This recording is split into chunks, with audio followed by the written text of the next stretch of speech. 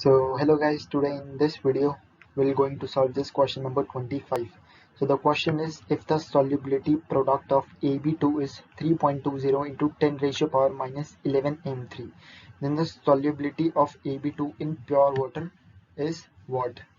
Okay, so we are assuming that neither kind of ion reacts with water. So let's get to the answer. So the AB2 dissociate in water in the following way. Okay, AB2 gives A plus 2 and 2B minus.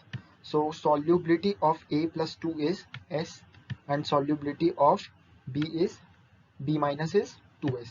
Okay, so solubility product will be KSP is equal to 4 uh, 4S cube.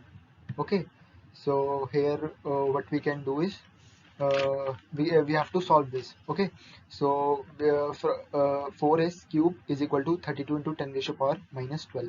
So from here we can easily solve s. So s would be 2 into 10 ratio power minus 4 mole into liter. Thank you.